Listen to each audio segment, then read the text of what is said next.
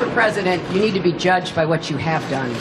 And I think the evidence is pretty clear. Oh, it is clear, Mrs. Clinton. So let's take a trip back and look at what you've done. She's a compulsive liar. I remember landing under sniper fire. There was supposed to be some kind of a greeting ceremony at the airport, but instead we just ran with our heads down to get into the vehicles.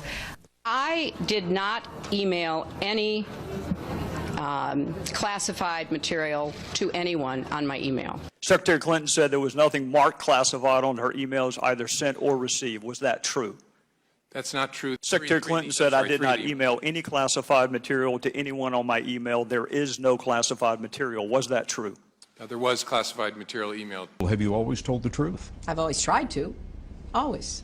Always. Jimmy Carter said, I will never lie to you. You know, you're asking me to say, have I ever? I don't believe I ever have. I don't believe I ever have. I don't believe I ever will. She suppressed rape victims of Bill Clinton. She was just holding on to my hand. She didn't, because I had started to turn away from her.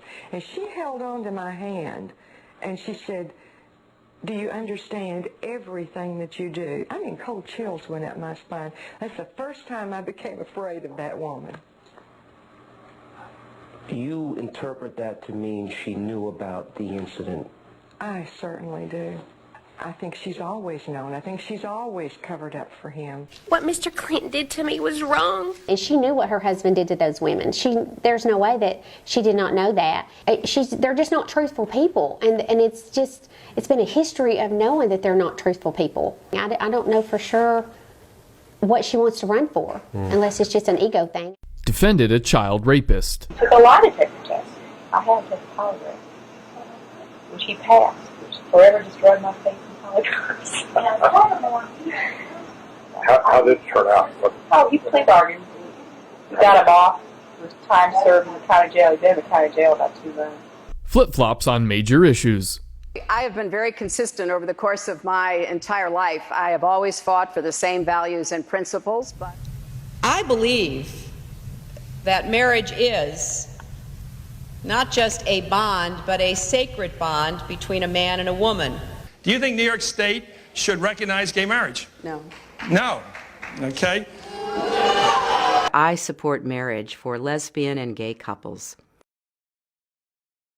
We've got to do several things, and I am, adamantly against illegal immigrants. I made this exception basically on humanitarian grounds because of the individual stories, but certainly we've got to do more at our borders, and people have to stop employing illegal immigrants. Well, look, I voted numerous times when I was a senator to spend money to build a barrier to try to prevent illegal immigrants from coming in. Instead of building walls, we need to be tearing down barriers. We're going to put a lot of coal miners and coal companies out of business. To do a lot more on carbon capture and sequestration, try to see how we can get coal to be a fuel that can be continued to be sold and continue to be mined.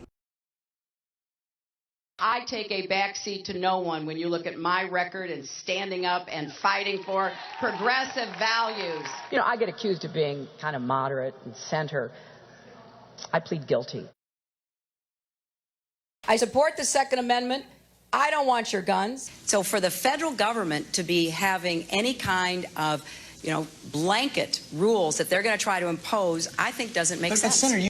And when it comes to guns, we have just too many guns on the streets, in our homes, in our neighborhoods.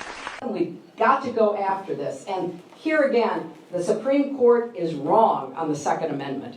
And I am going to make that case every chance I get. So I will need your help on that. Several communities have done gun buyback programs. But I think it would be worth considering doing it on the national level. But certainly the Australian example is worth looking at. Will you say anything to get elected?